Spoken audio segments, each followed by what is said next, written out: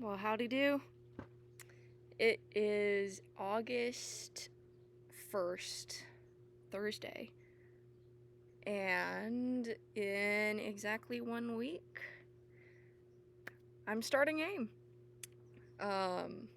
It has been a month and a half since I took that big step to leave Nebraska and head for Texas. It has been absolutely insane. Everything from thinking that my initial plan to be counseling at a summer camp was not going to happen due to awful fires, getting stranded in airports with absolutely nothing to do except keep going, and then things getting turned around and it was amazing and we ended up having camp. Unexpected weeks off from sickness, unexpected VBSs that turned out to be a blast, unexpected everything, my goodness. But we're here, going strong. But yeah, the big thing is AIM. Exactly a week, we're getting started. If you don't know what AIM is, my goodness, hit me up, I will tell you all about it. I'm excited, nervous, terrified, happy, all of the emotions. So thrilled to go, so happy to be here. But also, honestly, sometimes, we're like really missing a lot of the good that I had going for me back at home too. Miss my friends who are my coworkers, my boss, there's so many things. I miss my dogs, my goats, yeah, what can I say? Anyway, I have been going through the archives, and when I say archives, I mean archives in the form of notebooks that contain so many different thoughts of mine from years worth of. This right here, this is 2022, 3,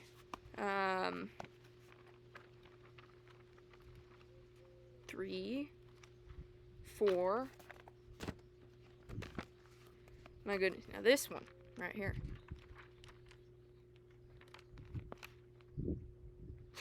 One, two. Now this baby. This was a school journal. And oh my goodness. First entry. Shayla as a child, like a literal child, January 31st, 2012. And I have filled this thing. It's amazing. I should have had this filled by now, but there came a point in time where I absolutely dumped it and, wasn't putting anything in it at all. But the last entry I put in this baby actually was July 29th this year, just one little sentence. So going through the archives, got a lot of interesting thoughts, all sorts of things, 3 a.m. musings and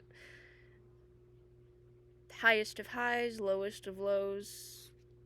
They're all in my archives there, and a lot of good devo material too. And I have been meaning to keep up with the devos, but then it just doesn't happen because I am an imperfectionist. I'm not a perfectionist. I'm an imperfectionist. That is a thing that I've learned very much so in life. People like to say they're perfectionists, but really, if you label yourself as a perfectionist, you are really an imperfectionist, because the thing is, you're focused too much on how nothing can ever be good enough. And that has nothing to do with perfection and everything to do with perfection, because if we're going to talk about perfection, perfection comes in God. But anyway, I figured it's time to start doing some more devos again for a lot of reasons, and it's like, I think, it's something that'll be really good for me too, and, having a chance to go through these books again has honestly been great, and I have so many good friends who have supplied me with even more amazing tidbits that I'm so excited to work into devotionals. But today I wanted to share, actually it's a devo that I wrote back in the day for some of my camp kiddos. And it was fun, because actually this year was able to pull it out too, and I thought, you know what? That is a devo that I want to do.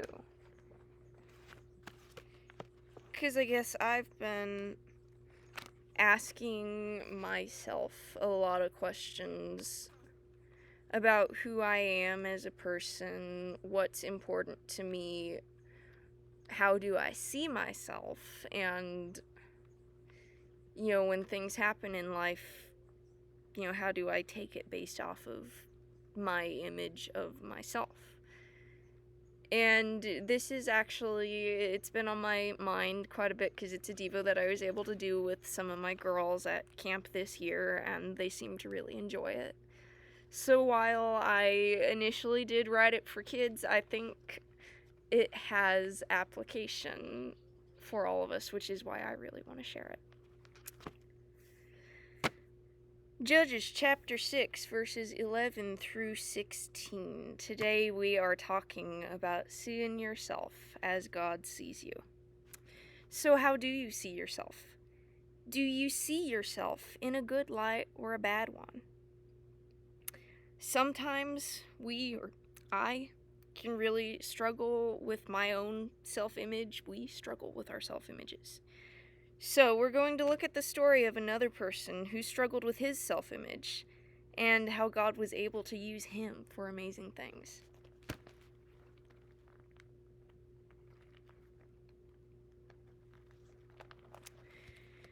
Judges chapter 6, verses, really I said 11 through 16, but I'm just going to start at verse 1 and go to 16, so bear with me, y'all are stuck with me.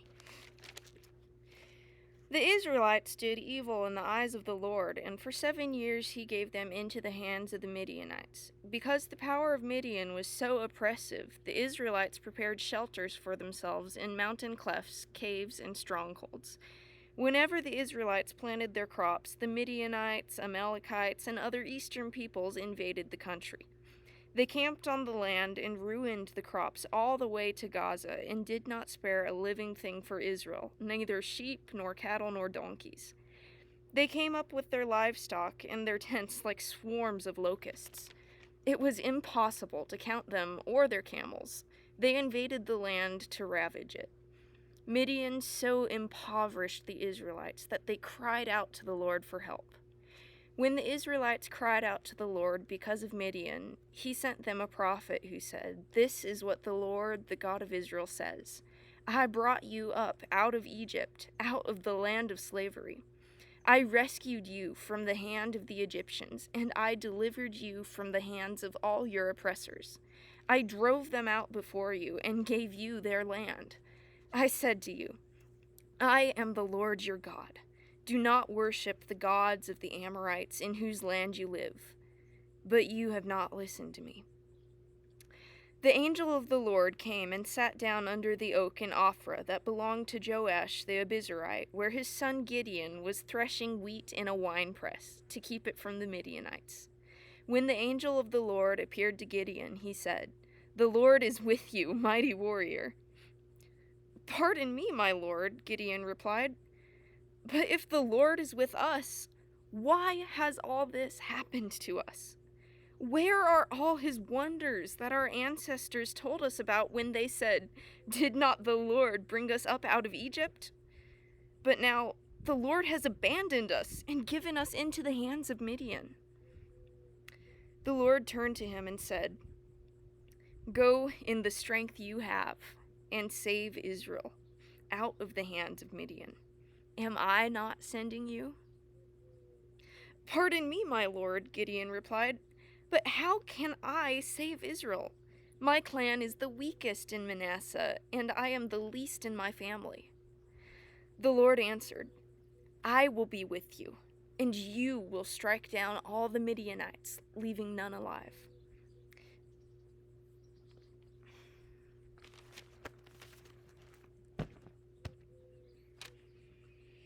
In that story, we meet Gideon. He's hiding in a pit because his fear is greater than his faith in God. God comes to him and calls him a mighty warrior. Gideon immediately tells God he's got the wrong choice to lead Israel. He says he's weak and that his clan is the smallest. But God tells Gideon that he is strong. He tells Gideon that he will go with him. Gideon trusted God, and he went on to do amazing things because of the faith that he had in God's image of him. I could keep reading that story just to prove the point, but I would encourage y'all, go read it for yourself. Sometimes reading it for yourself has so much more of an impact than just hearing somebody talking about it. So go read it. Go pick up at Judges chapter 6, read through chapter 7, 8, 9, read about Gideon.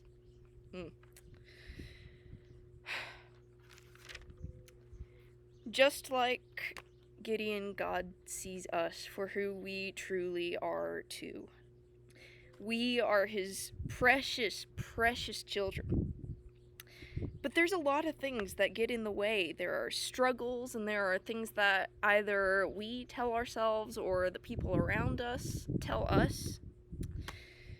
And they tend to weigh us down, and we feel like we're just on our own, and there's nobody there for us, or the people that we thought were there for us are just not. But God is always there for us.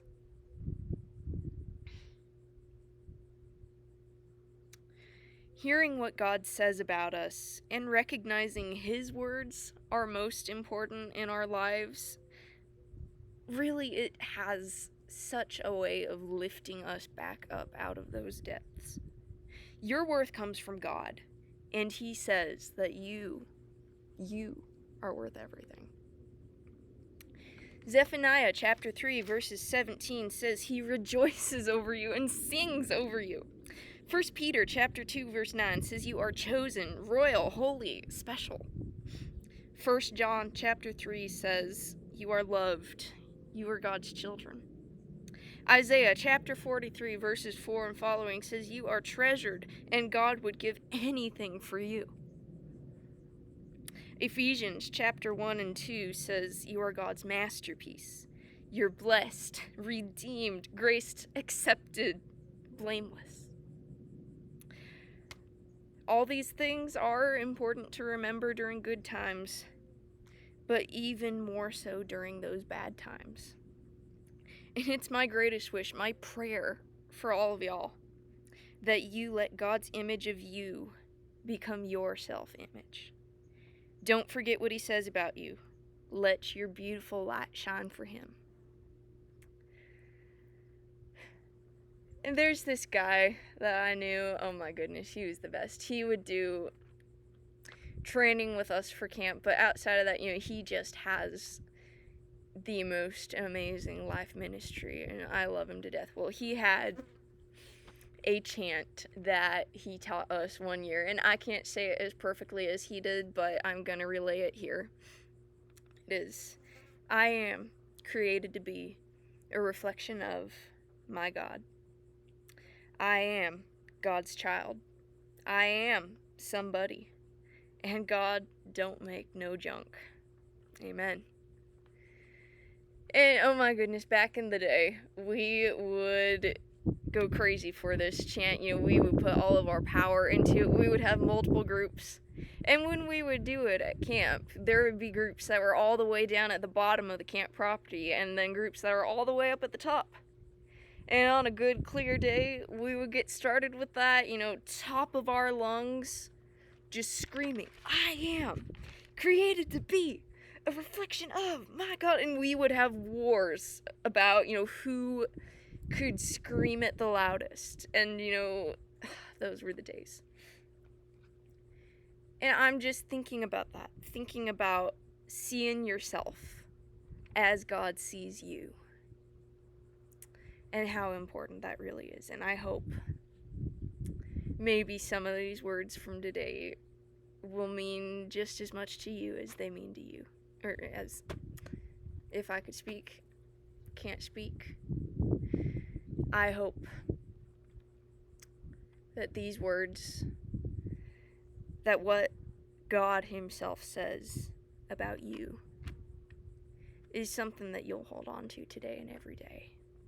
Because in the end, that's what's going to carry y'all through. Love y'all.